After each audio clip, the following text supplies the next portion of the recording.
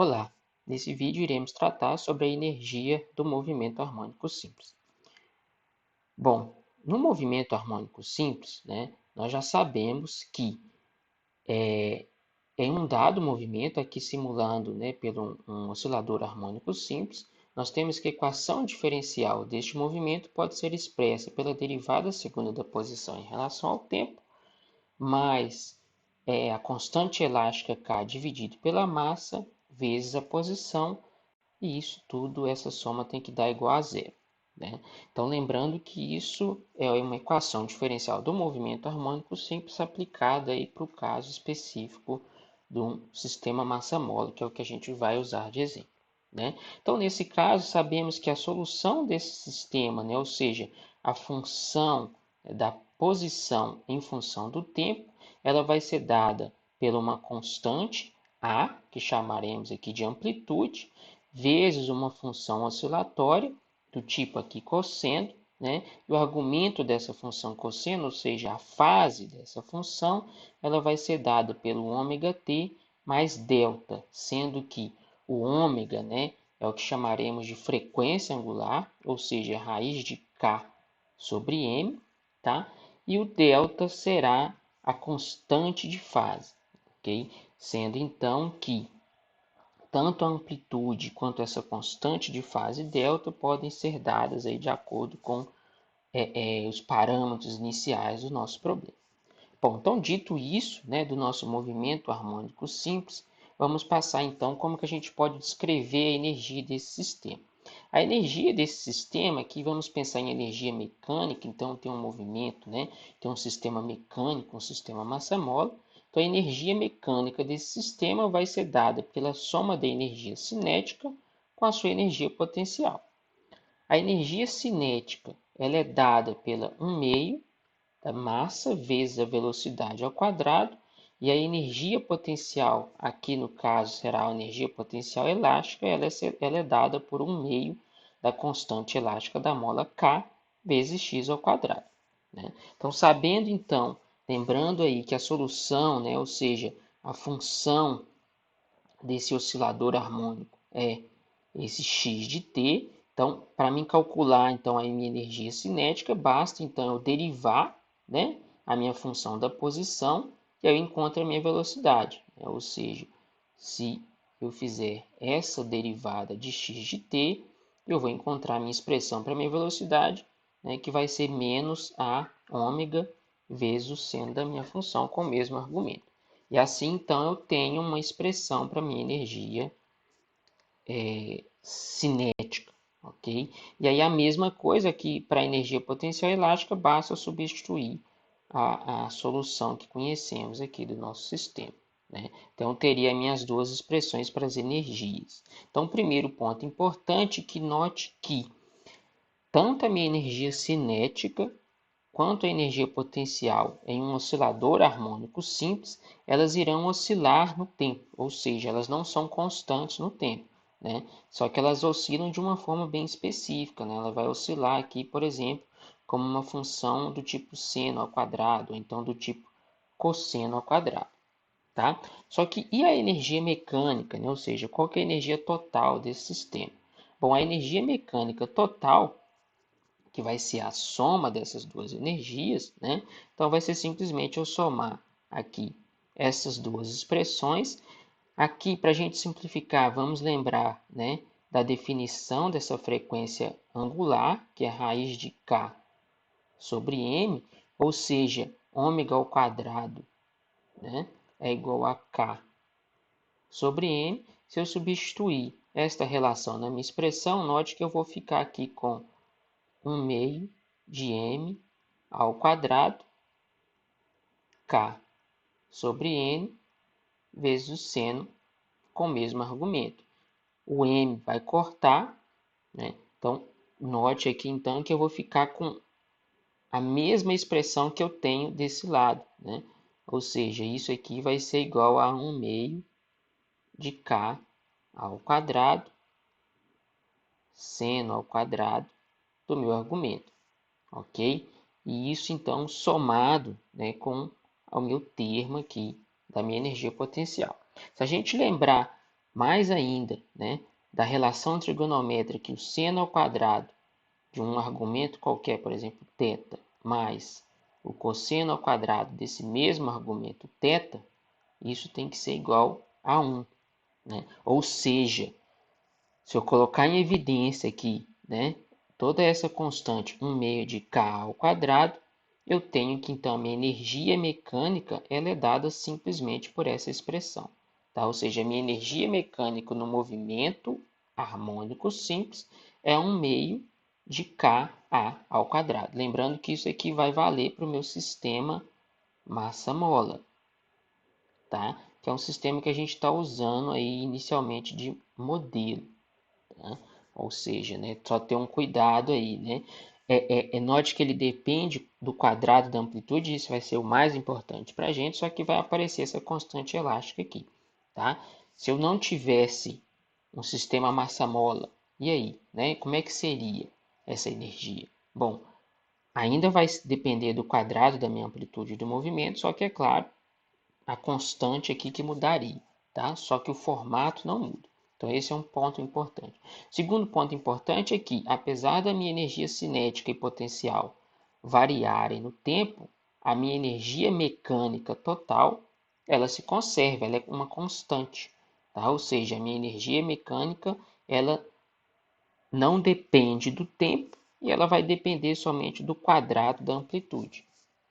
Tá? Então, esse é um segundo ponto bem importante aí, né? Que já é, de certa forma, esperado, porque no sistema massa-mola, né, no nosso movimento harmônico simples, quando a gente modela esse sistema, na verdade, a gente não coloca nenhuma força de dissipação, né? Ou seja, aquele sistema ele vai ficar oscilando, basicamente, indefinidamente, em torno de um ponto. Ele não vai perder energia mesmo, ou seja, a energia mecânica ela não vai variar, apesar da energia cinética e energia potencial variarem. Se a gente for fazer um gráfico agora, né, de todas essas expressões, tanto para a minha posição, a energia elástica e energia cinética, aí nós temos aqui alguns pontos importantes. Né? Note que quando a minha energia potencial elástica for máxima, a minha energia cinética ela é mínima. Né? E o contrário, quando a energia cinética é máxima, a minha energia potencial elástica ela é mínima. Né? Ou seja, note que nesse caso, ok, eu tenho, né, uma conservação de energia, de forma que quando eu somar essas duas energias, eu vou ter sempre a minha energia mecânica total aqui, tá?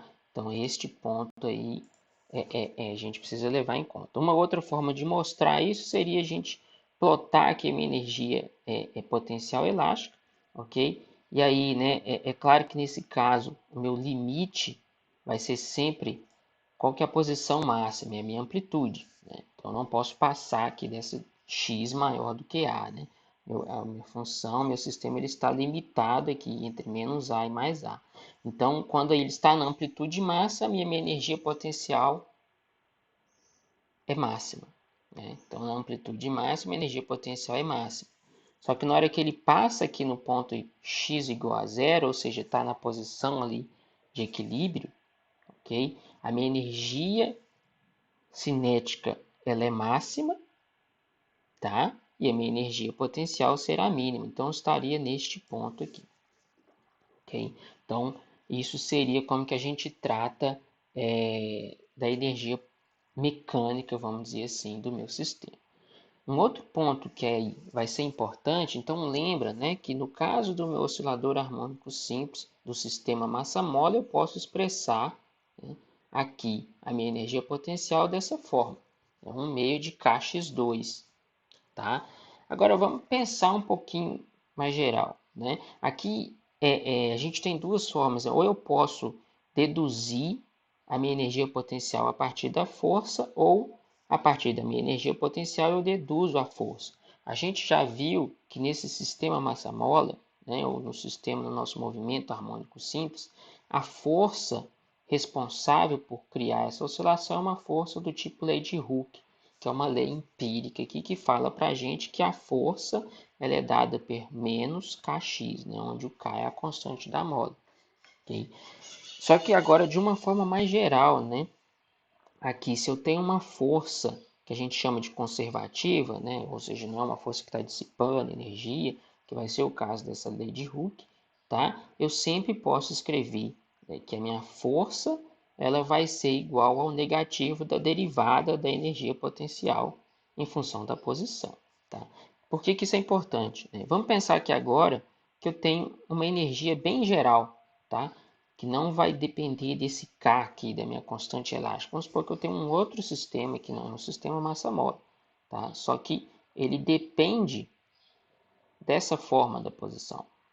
Ou seja, a minha energia potencial, a gente chama ela de quadrática, né? Ela vai depender, ela vai com o quadrado, tá? Da posição, ok? Então, nesse caso, se eu for fazer a derivada aqui, qual que vai ser a força que atua nesse sistema nesse caso? Se eu aplicar aqui, a força vai ser simplesmente menos Cx.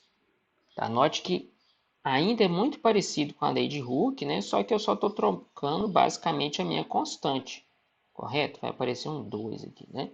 Então, estou trocando a minha constante, só que qual que é o significado mais importante? É que a minha força continua sendo dependendo linearmente da posição, tá?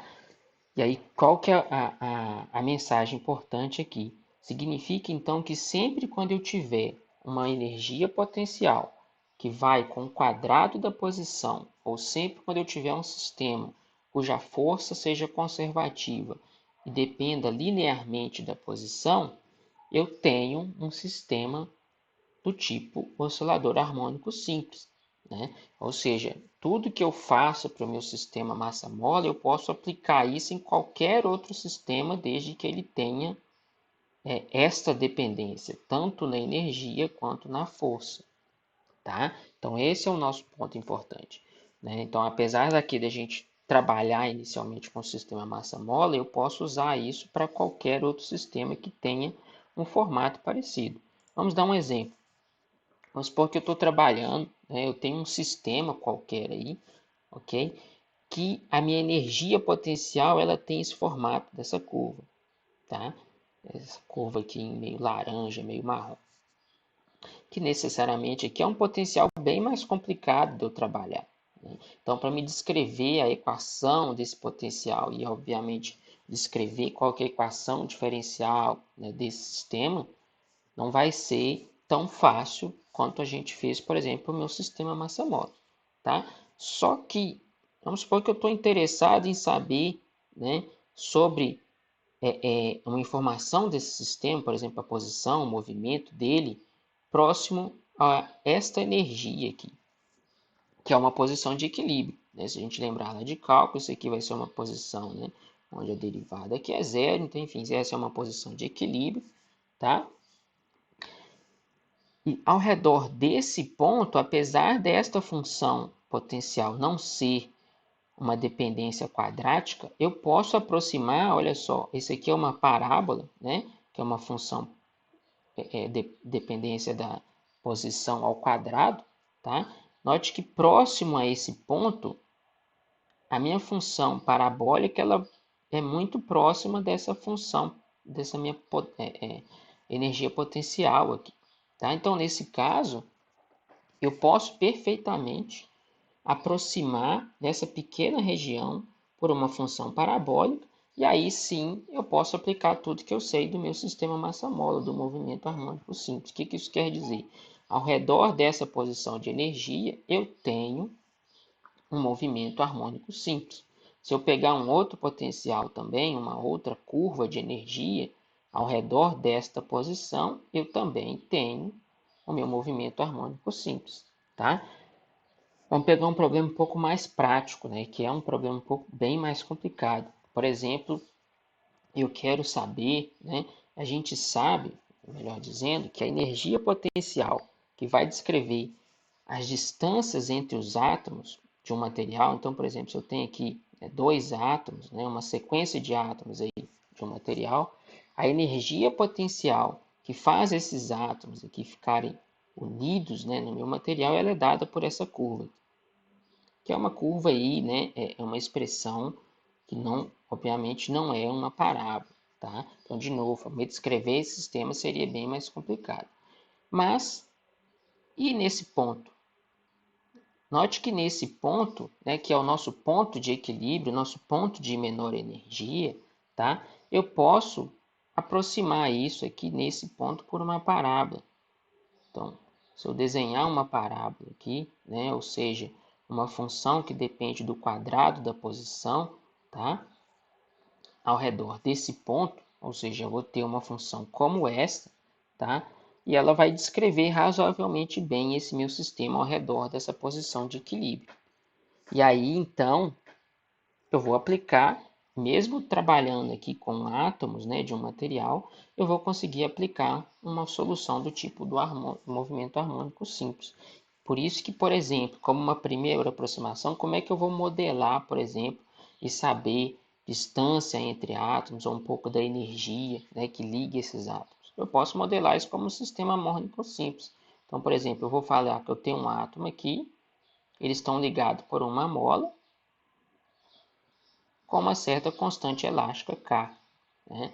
Ou seja, esses átomos eles vão estar aqui oscilando, correto? Com uma certa energia e isso vai dar uma certa ligação para esse conjunto, né? É claro que isso vai ser somente uma aproximação bem simples, tá? Só que a partir disso eu já consigo aí, pelo menos extrair, né, um pouco de algumas informações desse sistema, tá? Então, eu posso aproximar, né, sistemas bem mais complexos para um sistema harmônico simples, né? Então, esta aí vai ser uma das motivações e o que faz a gente usar, então, na verdade, esses osciladores harmônicos simples para aplicar em diversos outros cenários, ok? Então, esse é um pouquinho sobre esse assunto de energia do movimento harmônico simples. Abraços e até a próxima.